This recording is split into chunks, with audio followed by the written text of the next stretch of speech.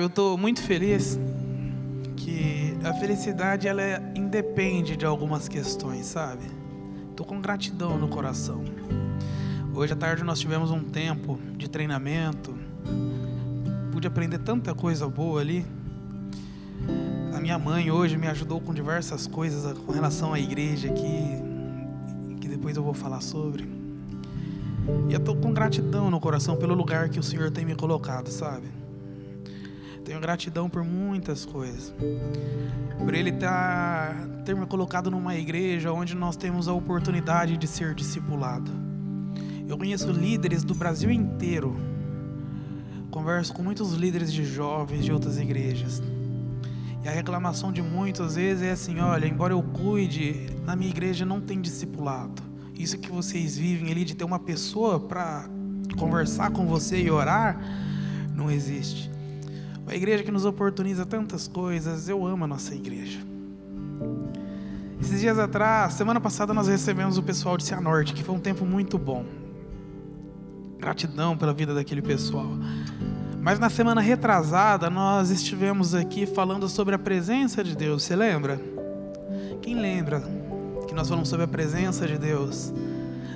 Davi e o seu ambicioso projeto, a sua obsessão pela presença de Deus. Tanto vocês viram um projeto que eu desenhei aqui maravilhoso. Os arquitetos daqui ficaram com inveja de tão bonito que foi o meu desenho.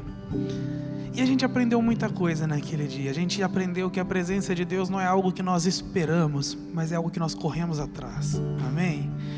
A gente entendeu que Davi, ele tinha aquela obsessão pela presença de Deus, e foi por isso que ele ficou conhecido como o homem segundo o coração de Deus.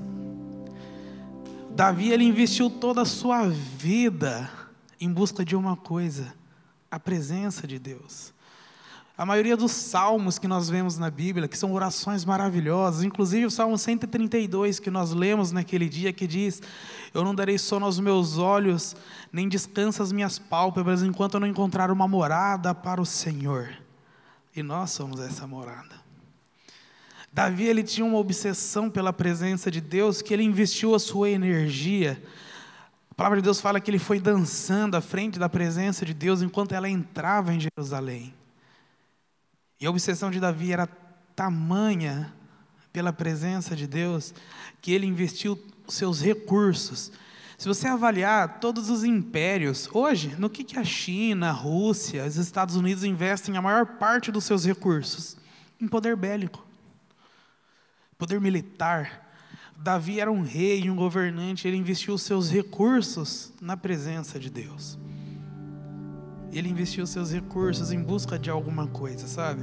A presença de Deus é algo maravilhoso. Nós vamos falar hoje sobre a presença de Deus novamente.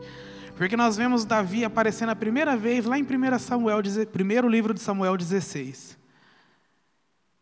O pastor Anderson me corrigiu essa semana, que eu falava 1 Samuel. Ele falou: não existe 1 Samuel, é um livro, então é 1 Samuel, primeiro livro de Samuel. Eu falei: tá bom. Então no primeiro livro de Samuel, Davi aparece a primeira vez. Mas o legal é que a gente olha a vida de Davi e ele termina a sua vida na presença de Deus. No meio do percurso ele teve um problema que ele se consertou depois, mas ele iniciou e terminou na presença de Deus. Avalie seu coração. Se você está aqui é porque em algum momento você já iniciou a sua vida na presença de Deus. Mas fala para mim assim: você já se sentiu perder na presença de Deus? Talvez hoje. Talvez as circunstâncias, os barulhos, as tempestades, tenham feito tanto tormento assim que você fala assim: eu não estou sentindo a presença de Deus, ou os meus pecados me tiraram da presença de Deus. Eu não sei você, mas eu já me senti assim, perdendo a presença de Deus. Já comecei um dia na presença de Deus. E a minha vida é legal porque assim, eu admiro aquelas pessoas que têm aqueles testemunhos impactantes, que tipo, num dia ela era uma pessoa, no outro ela se transformou completamente. Na minha vida foi uma progressão, sabe? E continua, cada dia que passa eu amo mais o Senhor. De vez em quando a gente conversa mais sério. Semana passada conversei umas orações meio bravas com Deus. Mas eu estou na presença de Deus hoje. Mas você já parou para pensar que tem muita gente que não consegue permanecer na presença de Deus e se desviam? Alguns se desviam, mas têm temor ao Senhor. outros se desviam e até perdem a sua fé. O que acontece? Que num dia a gente está aqui cantando canções, declara amor, fala: Deus, eu vou fazer uma faculdade para abençoar o seu reino, eu quero dedicar a minha vida. Dias depois, essa mesma pessoa não se lembra mais de Deus, ou não quer mais o Senhor, perdeu a presença de Deus. Davi nos ensina muitas coisas. Primeiro livro de Samuel, versículo 7,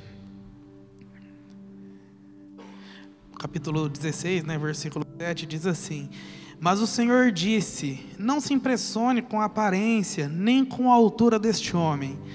Eu o rejeitei porque não julgo como pessoas julgam. Elas olham para a aparência, mas eu vejo o coração. Às vezes as pessoas olham o exterior, a performance. O que Deus olha é o nosso coração. Pula comigo no versículo 13.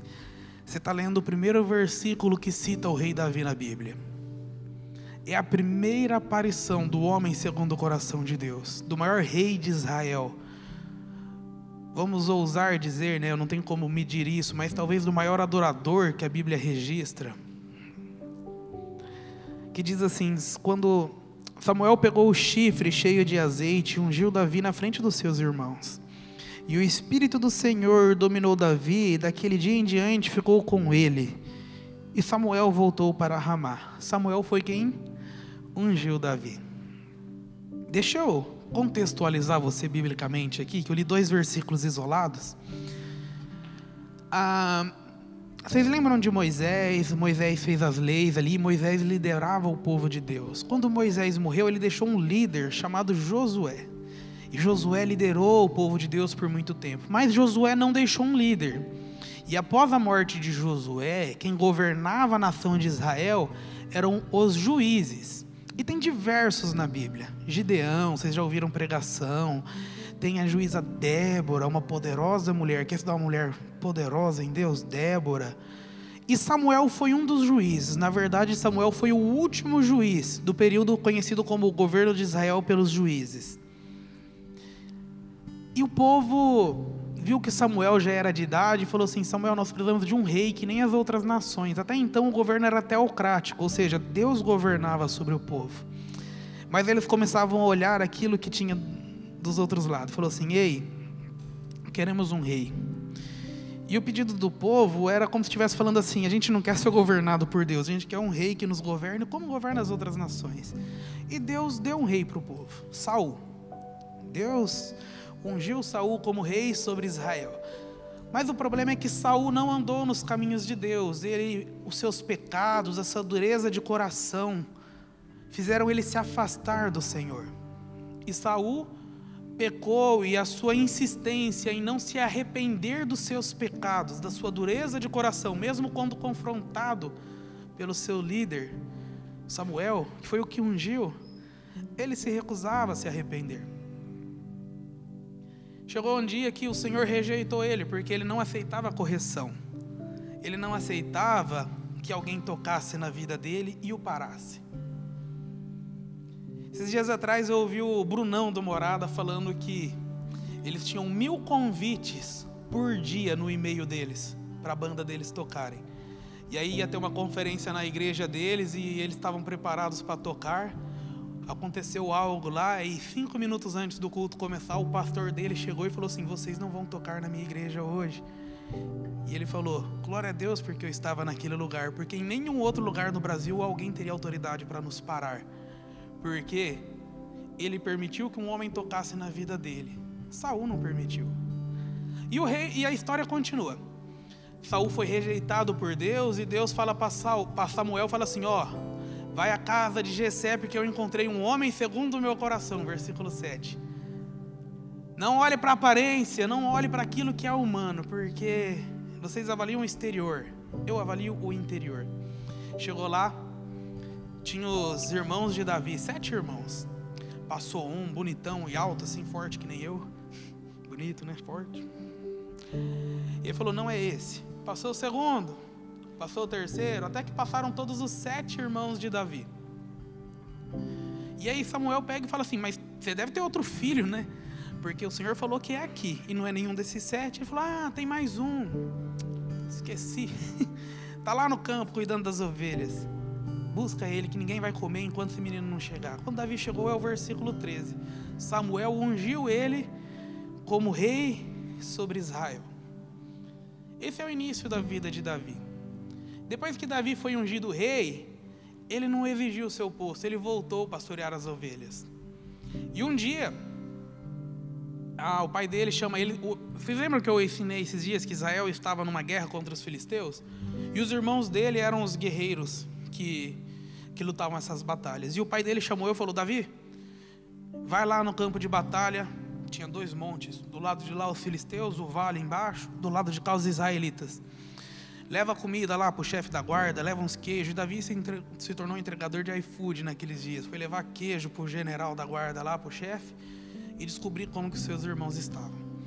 Quando ele chegou lá, tinha um soldado muito valente dos filisteus, e eles estavam assim: vamos lutar um homem contra um. Só que o problema é que esse soldado dos filisteus tinha 2,90 m de altura. O cara era um guarda-roupa, forte, experimentado de guerra. E ele saía de manhã e de noite. Falava assim: ei, não tem um homem em Israel para lutar comigo? E ele desafiava o exército de Deus. E às vezes é assim na nossa vida, de manhã e de noite, algumas circunstâncias gritam na nossa mente e a gente vai se sentindo desmotivado emocionalmente. De manhã e de noite vem aquele sentimento ruim, aquela acusação, aquele medo de algo, e as suas emoções começam a ser abaladas. Imagina você por 40 dias sendo atormentado, importunado com medo de algo, e essa pessoa aparece: ei, não tem um homem aí para lutar comigo? E 40 dias aquelas situações da vida te acusando. E foi quando Davi viu: quem que é esse cara que está desafiando o exército do Deus vivo aí? Quem que está falando contra o Deus de Israel? E Davi, pequenininho, ruivo, foi lutar contra esse cara lá. Primeiro que não queriam deixar ele lutar, né? O irmão dele já chamou ele de enxerido. O que você está fazendo aqui? Você é um atrevido, aquela coisa toda. E Davi foi lutar. Só que antes de Davi ir lutar com Golias, ele falou: o que vai ganhar quem derrotar esse filisteu aí? Falaram: olha, vai ganhar muitos tesouros do rei. O rei vai dar sua filha para casar com ele. Imagina você casar com a filha do rei. E a família desse cara nunca mais pagará imposto. Ou seja, é um negócio fantástico. Você vai ficar rico, nunca mais paga imposto, e vai casar com a mulher que é filha do rei ainda, com a menina que é filha do rei. Davi falou: deixa comigo.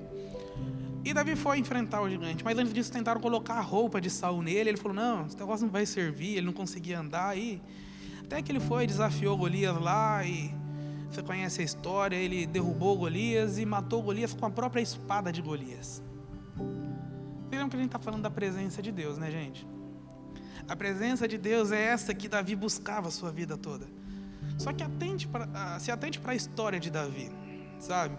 A história de Davi nos ensina muitas coisas, porque a gente está falando que às vezes a gente perde a presença de Deus. Mas perde porque Deus foi embora? Não, é porque a gente se afastou da presença de Deus. E essa história aqui mostra o início da vida desse homem, a forma que ele conduziu. E aqui a gente aprende 3 princípios que vão nos ajudar a guardar a nossa vida na presença de Deus. Porque perceba que Davi tinha um grande desafio pela frente. Ele tinha que derrotar um gigante. Quem aqui não tem um desafio, né? A gente sonha por anos a entrar na faculdade, no curso que você está. E às vezes quando entra, né, você esquece que orou pedindo aquilo a Deus e de vez em quando murmura do curso. Aquilo que você tanto sonhou um dia se torna objeto de murmuração. Mas não quero falar sobre isso. Mas você tem um grande desafio: as provas semana que vem, prova da UAB, meu casamento chegando, os grandes desafios, o concurso público. Eu me formo esse ano, o que eu vou fazer o ano que vem, gente? Porque agora não tem mais desculpa que eu estou estudando, eu vou precisar arrumar um emprego. E os desafios vão batendo a porta. Gigantes que precisam ser vencidos. Gigantes que às vezes nos atormentam de manhã e de noite. Desafios de você às vezes não se ver realizando as etapas da vida, e você olha para o lado, parece que todo mundo está se resolvendo e você não. Desafios que se tornam tão grandes que às vezes a gente sucumbe a eles. Mas a gente aprende com Davi que é possível vencer gigantes, permanecer na presença de Deus e ter uma vida diante de Deus. O que a gente aprende com a vida de Davi nessa história? Porque o gigante na vida de Davi foi aquilo que abriu a porta para ele assumir o seu lugar no reino. Embora ele foi ungido ali no versículo 13, fala que ele esperou um longo período até ser ungido rei sobre Israel e ele tomar posse daquilo que um dia o Senhor prometeu. Mas o que fez Davi perseverar na presença de Deus, e é isso que eu quero te ensinar nessa noite. Faz muito tempo que eu estou meditando nisso, orando, estudando a vida do rei Davi. E o primeiro segredo de Davi para permanecer na presença de Deus se chama obediência. Fala comigo assim, obediência. A obediência nos mantém na presença de Deus. A obediência, ela é maravilhosa. A obediência, ela guarda os nossos corações. Quando a gente obedece, o nosso coração é guardado em Deus. E Provérbios 4:23 fala que a coisa mais importante de tudo que a gente vai guardar não é o nosso conhecimento, não é o nosso dinheiro, é o nosso coração. E a obediência nos guarda o coração. Mas preste atenção, obediência não é quando você concorda com o que lhe é pedido. Eu falo assim, olha, eu quero que hoje você tire isso daqui e coloque ali. Ou o seu patrão pede isso, os seus pais, alguém te pede, e você fala, é verdade, isso aqui vai ficar melhor ali, então eu vou trocar. Na verdade, você não obedeceu, você cumpriu uma ordem, beleza. Mas obediência mesmo é quando a gente não concorda. Tem alguém instituído por Deus, um pai, um líder, alguém que fala assim, eu preciso que você faça isso. E mesmo você não concordando, você faz. E você faz sem murmurar. Você faz confiando na liderança. Porque a obediência, eu aprendi algo lendo um livro esses dias que falava sobre algumas pessoas, fuzileiro naval, né? Nós estamos com um fuzileiro naval ali no fundo, alto, forte. O Henrique está aí hoje, muito feliz. E ele ensinou algo no livro lá maravilhoso, que ele falava assim, tinha um general lá, que a galera um sargento, perdão, e o pessoal não gostava dele. E o pessoal estava começando a não querer bater continência para esse sargento. Até que daí o superior do sargento chegou e falou assim para a galera, olha, vocês não estão batendo continência para o sargento Ricardo. Vocês estão batendo continência para a patente que ele ocupa de sargento, ou seja, para a função, para o cargo. Então a continência que ele batia, a obediência que ele prestava não era para a pessoa, era para o cargo, para a função, para a autoridade. É claro que essa obediência não é obediência cega, no sentido de a pessoa mandou você pecar e você pecou. Eu já desobedeci um ex-patrão meu porque ele pediu para eu mentir em uma situação lá. E eu falei, não vou mentir porque isso aqui que é a verdade. Ele ficou bravo comigo, mas ele sabia que era daquele jeito. Então, a obediência só deve ser quebrada quando eu quebro um princípio da palavra de Deus. Do contrário, não. Mas a obediência é quando a gente não compreende e a gente precisa obedecer. E a obediência guarda o nosso coração. Sabe o que mais? A obediência, ela atrai as bênçãos de Deus para nós. Bênçãos espirituais e bênçãos físicas, materiais. Eu lembro que alguns anos atrás eu entendi em um sermão que eu precisava perdoar. Então a gente precisa obedecer no perdão, por exemplo. Eu preciso perdoar as pessoas. E eu lembro que eu falei, eu preciso pedir perdão. Quem que eu mais magoei? Foi minha família. E eu lembro que eu pedi perdão para os meus pais. Teve todo um contexto, foi em um culto. E eu lembro claramente que a minha vida espiritual deslanchou depois daquilo. Foi quando eu comecei a ouvir o Senhor me chamando ministerialmente. Foi um tempo maravilhoso. Uma obediência atraiu as bênçãos de Deus para a minha vida. Uma obediência também atrai as bênçãos físicas. Quando a gente é obediente, por exemplo, em dízimo e oferta. Eu sei que é um assunto polêmico. Mas eu sou um rapaz meio que compulsivo em ofertar. Eu lembro de diversas histórias, eu nem sei mais quais que eu contei aqui, que eu não contei, então vou contar uma aqui. Se for repetida, você escuta ela de novo. Eu lembro que eu peguei e estava na rua ali, e eu estava com pouco dinheiro naquele dia, morando sozinho, universitário tudo quebrado, pouco dinheiro, jantando miojo, fazia tantos dias, e aí eu fui comer um lanche, comprei o lanche. Aí na hora que você está assim, passa um morador de rua. Tô com fome. Eu lembro que eu dei o lanche para ele e eu fiquei sem dinheiro para comprar outro lanche. Aí eu fui para casa. Deu acho que uns 10 minutos, um colega meu, mano, você tá aí na tua casa? Eu falei, tô, sai na frente aí que eu vou te entregar um negócio. Ele veio com uma esfirra da Real para mim, assim. Daí ele falou, nós tava na Real, lembrou de você e te trouxe isso daqui. É um cuidado de Deus, atrai as bênçãos de Deus, a obediência. Já teve vezes de eu obedecer ao Senhor financeiramente, de pagar escolas para pessoas assim, escolas ministeriais, e de um dinheiro que me custou algo, não foi de sobra. E eu lembro que depois de um tempo, o Senhor me abençoava de uma outra forma, porque o meu coração não estava no que o Senhor ia me retribuir, estava em ajudar o Senhor. Então, quando a gente obedece em pequenas coisas, seja no perdão, na oferta, no serviço, a gente atrai a bênção de Deus para nós, e a obediência nos mantém na presença de Deus. Sabe, a obediência é essa que pavimenta a estrada do nosso sucesso. A gente está numa caminhada, numa jornada, não é? E quando a gente obedece, é como se Deus fosse construindo o piso à nossa frente, porque a gente anda em obediência. E olha para a vida de Davi nesse texto, ó. Davi, ele foi responsável, porque se você vê o texto ali, os detalhes, lê depois 1 Samuel, capítulo 16 e 17. Quando Davi foi chamado para ser enviado para levar comida lá para os irmãos dele e para o chefe da guarda, aquilo que ele fazia, que era pastorear as ovelhas, primeiro ele delegou para outra pessoa cuidar. Então ele foi obediente na responsabilidade. Você é responsável com o que Deus te dá? Quem é que sonha de ter uma família abençoada? Fala assim, eu quero um marido, uma esposa, uma bênção mesmo. Mas como que você trata o que Deus coloca na sua mão hoje? A sua obediência é uma obediência de responsabilidade. Davi, ele obedeceu indo fazer o que a pessoa mandou. Só que ele não descumpriu, não deixou vulnerável aquilo que ele já fazia. Sabe, às vezes a obediência vai exigir de nós uma excelência, que foi o que Davi fez.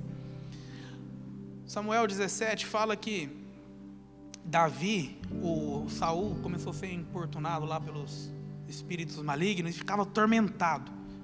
E a forma dele alcançar paz era quando colocava louvores. Como não tinha CD naquela época, DVD, pendrive, não tinha nada, não tinha YouTube, Spotify, não tinha nada. O que ele fez? Tragam-me alguém que toque bem harpa. Tem essa palavra lá, alguém que toque bem. E alguém falou assim, tem Davi. A obediência é quando a gente é excelente naquilo que o Senhor pede. A gente precisa ser obediente. O Senhor pediu para você dar oi para alguém ali na porta. O teu oi é assim, oi. Tipo aquela desculpa que o pai obriga quando você briga com o teu irmão. Quem já teve que pedir desculpa na marra pro irmão aí? Pede desculpa, desculpa. Um ódio no coração, aquele negócio. Parece que é desse jeito que a gente obedece. Mas Davi, ele era excelente naquilo que ele fazia. Tocava bem harpa. Você aperfeiçoou os dons de Deus? Isso é obediência. Aquilo que Deus pede para você fazer aqui, por exemplo, no serviço nosso aqui. Durante a semana, você que faz uma mídia social, você procura referência? Você que toca no louvor, você tira as músicas, você ora pelas pessoas que vão tocar com você? Você que vai projetar a letra da música, você olha a letra para você não errar, que nem eu. O pessoal já está lá na última estrofe, eu estou na primeira, eu me perco todo. Você ora lá, lê a letra para saber a ordem certinho, vem no ensaio. Vai dar aula para as crianças lá. Você é excelente no que Deus tem pedido? Ou você é aquele que... Teve um menino, gente, uma vez, chegou aqui, mano, falta uma matéria lá, eu tô meio que reprovado, mano, eu vou fazer uma prova, você não ora para mim? Eu falei, eu oro. E aí eu orei assim, Deus, traz para fora todo o conhecimento que ele tem. E ele ficou chateado, gente, ele falou, mano, não tinha como orar diferente, não, porque se for trazer o conhecimento que eu tenho, eu acho que eu não vou passar de ano. Mas por quê? Porque ele não foi excelente naquilo que precisava. Davi também obedeceu sendo intenso. Quando Davi foi convencer o rei que ele podia lutar com Golias, ele pegou e falou assim, eu, cuidando das ovelhas, já tive que arrancar a ovelha da boca de leão, da boca de urso. Agora fala para mim, você acha que ele chegou lá e falou assim, dá aqui minha ovelha? Pegou a ovelha e falou, veio. E foi embora. Davi se arranhou, se rasgou, se sujou, ele foi intenso naquilo que pediram. Você é intenso? Sim, uma pessoa intensa. Eu não estou falando intenso para coisa errada não, tá, gente? Quando pega fogo na hora do namoro, taca água, não deixa ficar intenso esse negócio não. Mas você é intenso nas coisas boas de Deus? Você obedece se entregando completamente? Você é intenso com aquilo que o Senhor pede no seu trabalho? Tem gente que quer promoção, mas é uma preguiça desgranhenta no trabalho, que não se entrega.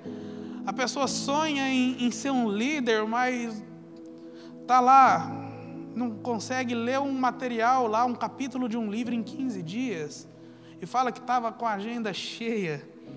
Não é falta de intensidade. Fala comigo assim: quem obedece, cresce. A primeira coisa que nos mantém na presença de Deus é o que então? A segunda se chama prudência. A prudência nos mantém na presença de Deus. Porque às vezes a gente obedece ao Senhor, mas é imprudente. Por exemplo, a gente tem que... enfim, depois eu falo esse exemplo aqui. A prudência, gente, é uma poderosa ferramenta de crescimento. A prudência nos mantém na presença de Deus. Ela nos livra dos embaraços do pecado, quando você é prudente. Eu já fui muito imprudente na minha vida, e hoje eu busco ser prudente. Eu busco cuidar com algumas questões que em outra hora podia me gerar um constrangimento pelo pecado, ou por dar ferramenta para os outros falarem daquilo que não sabe. Mas a prudência, ela nos guarda na estrada da obediência. E aí, a gente precisa ter prudência em diversas coisas. Por exemplo, finanças. Porque às vezes você fala assim: mas Ricardo, o que as finanças têm a ver com eu me permanecer na presença de Deus? Quando você é imprudente nas suas finanças, o que acontece? Você perde aquilo. Quando você é imprudente com a presença de Deus, o que acontece? Você perde aquilo. Vamos supor, um namoro santo. Você consegue levar. Só que não é brincar com o pecado todas as vezes você ficar indo até o limite da santidade.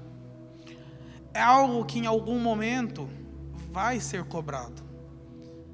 E aquilo pode prejudicar essa relação, porque você foi obediente, você não consumiu um pecado, mas você ficou ali 2 horas flertando com aquele pecado, e você acha que intimidade volta atrás? Não volta, a tendência é só piorar.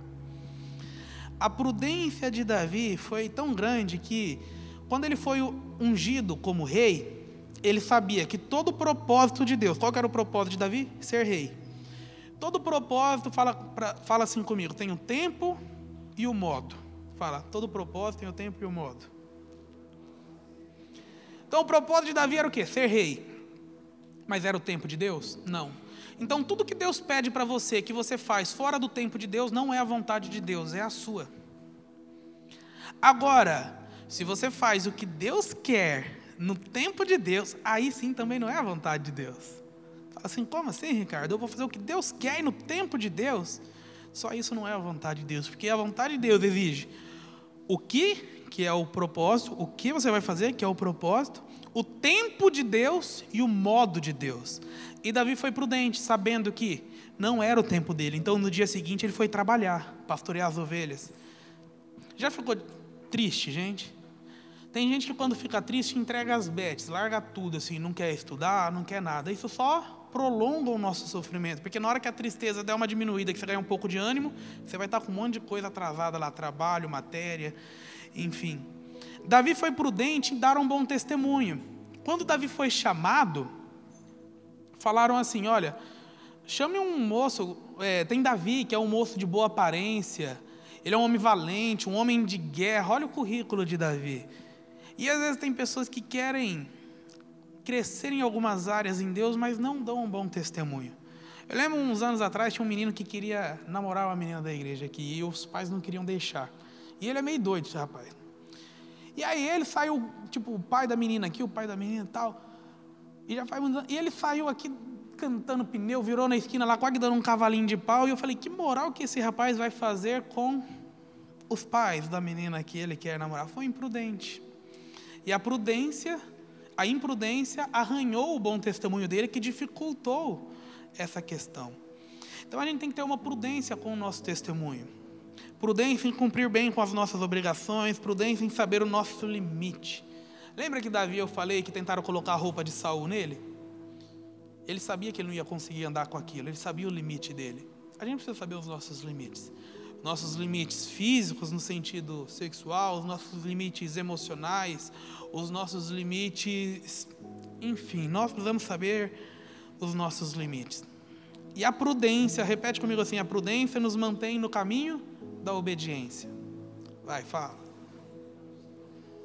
Se a obediência pavimenta o caminho do nosso sucesso, a prudência nos mantém nesse caminho. Você não vai cair para um lado nem para o outro.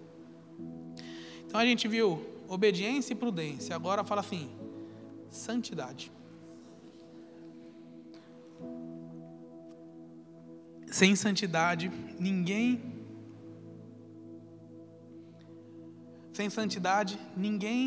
verá a Deus. Santidade é a palavra-chave para nós permanecermos na presença de Deus. O versículo 13 fala que Davi foi ungido. Sabe, essa palavra unção, ela significa separação. Ela significa separado, santidade. Mas é separado para quê? Primeiro, separado do pecado. Segundo, pode ser também separado para Deus. Ou seja, você já guardou um dinheiro e falou, isso aqui é para minha viagem, esse aqui é para o meu rolê, esse dinheiro é para isso. Você separou algo para um objetivo. E quando nós somos ungidos ao Senhor, somos santos, nós estamos sendo separados para um motivo. Então somos separados para Deus. Davi, quando foi ungido, ele foi separado para Deus. E unção significa separação. Unção significa santidade. Eu digo para você, seja alguém separado, seja alguém santo, seja alguém separado do pecado, porque Deus não se mistura com o pecado. Jesus estava na cruz e falou assim, Deus meu, por que me desamparaste? Ou seja, Deus abandonou Jesus ali. E por que Jesus orou um tempo antes e falava assim, Pai, se possível aparte de mim este cálice? Você acha que Jesus estava com medo do chicote, gente? O cálice que Jesus não queria enfrentar era essa separação de Deus. Porque ele sabia que ele não pecou, mas ele se tornou pecado. Veio sobre ele os meus e os seus pecados. E quando os pecados nossos foram sobre ele, Deus o abandonou, porque Deus não se mistura com o pecado. Então, santidade, separação para Deus, é uma forma de permanecermos na presença de Deus. E sabe uma coisa que me chama a atenção, que quando a gente se separa para Deus, a gente confessa ao Senhor, e uma das formas de nós nos separarmos é quando a gente aceita Jesus, a gente confessa ao Senhor, é como se tivesse sido ungido, você ungiu o seu coração, confessou o Senhor Jesus como Senhor e Salvador. Uma outra forma é quando você às vezes é batizado publicamente, sabe? E quando a gente aceita Jesus, os nossos pecados foram esquecidos. Sabe, tem gente que não se perdoa, fica carregando a culpa de um pecado. Um dia permitiu fazer algo com você, outro dia você fez algo com alguém, tomou uma decisão, enfim. E você vive com esse pecado atazanando a sua mente. Quando nós andamos na presença de Deus em santidade, os nossos pecados são perdoados. 2 Coríntios 5,17 fala que se nós estamos em Cristo, uma nova criatura somos, as coisas velhas se passaram e tudo se fez novo. Sabe, é impossível ter comunhão com Deus sem santidade. O livro de Josué fala assim, Deus dando uma ordem ao povo, santifiquem-se, porque amanhã o Senhor fará maravilhas no meio de vocês. Às vezes a gente sonha com as maravilhas de Deus em nossa vida, mas a gente não quer o processo da santidade. A gente sonha com uma família abençoada, mas quer deitar com a namorada antes do tempo. A gente sonha com finanças, mas é ilegal naquilo que Deus está confiando hoje. A gente sonha com diversas coisas, mas é desobediente naquilo que deveria ser obediente. A gente sonha com a manifestação da presença de Deus, mas a gente não quer pagar o preço da santidade. A gente não quer pagar o preço de andar na presença de Deus. E santidade é a chave para a presença de Deus. A obediência e a prudência nos ajudam a permanecer no caminho, mas a santidade é o que nos coloca nesse caminho. Olhando para a vida de Saul e de Davi, o que fez diferença? Porque Saul saiu da presença de Deus, embora ungido um dia. Davi permaneceu. O que aconteceu é que Saul não se arrependia dos seus pecados. Saul não se permitia ser discipulado. Saul não se permitia ser confrontado, ele se entristecia pelo pecado. E aí parece que é arrependimento, mas não é arrependimento, é tristeza pela consequência daquilo que ele fez, e não arrependimento pelo pecado. Você consegue enxergar a diferença nisso? Agora Davi, quando pecou, foi confrontado e se arrependeu. Natan chega para Davi um dia que ele tinha adulterado, falou: Davi, você pecou, seu miserável. E ele falou: pequei contra o Senhor. E ele falou, e aí a conversa desenrola, eu falei: que eu fique na mão de Deus então. Davi se arrependeu. O problema de Saul é que Saul não se arrependeu. Saul não permitia que ninguém o ajudasse. Davi, ele sempre teve alguém a quem consultar. Sempre teve alguém que discipulou ele, que cuidou do coração dele. Embora rei, embora habilidoso, embora talentoso, homem de guerra, de influência, de talento. Tem gente que tem talento, gente, mas não é necessário só o talento, é necessário o coração.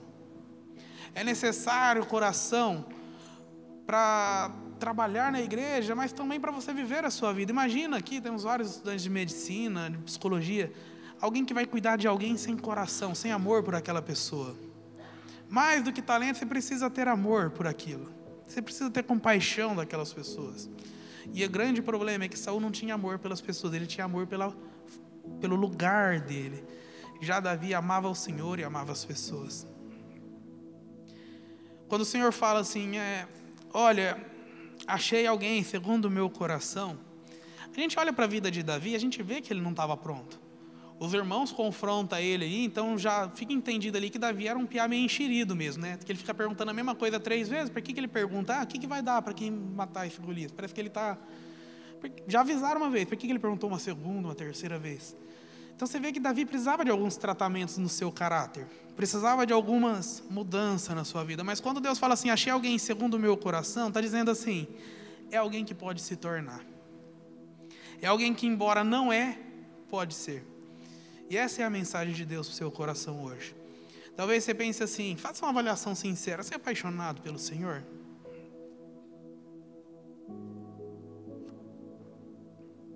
Você é alguém que é apaixonado pela palavra de Deus? Pela igreja de Deus?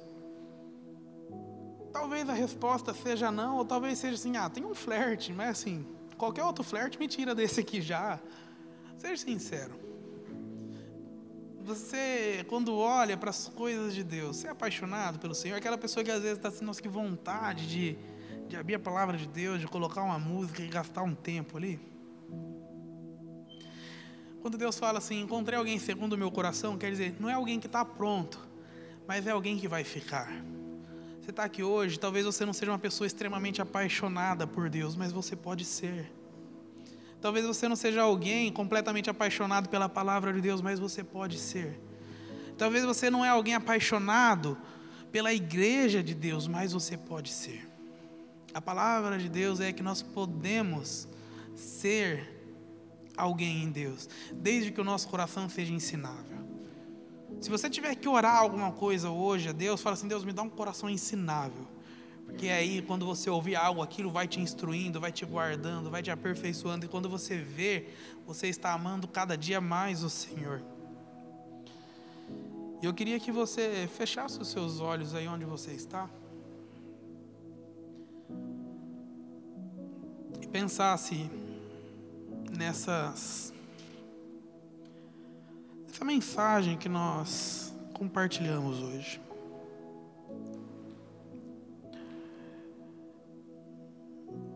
É necessário a gente avaliar o nosso coração de tempos em tempos, fazer perguntas sinceras. Primeiro, eu estou na presença de Deus? Primeira pergunta, se pergunte, você está na presença de Deus? Talvez esteja aqui na igreja, né? E isso não quer dizer que você está na presença de Deus. E outra pergunta que eu te faço é, você ama a palavra de Deus? Você ama a igreja de Deus? Eu não sei a resposta, você sabe. Mas eu acho que você pode orar assim, Deus, me gera uma paixão no meu coração, pela tua palavra, pela tua igreja. É o que eu te peço nessa noite.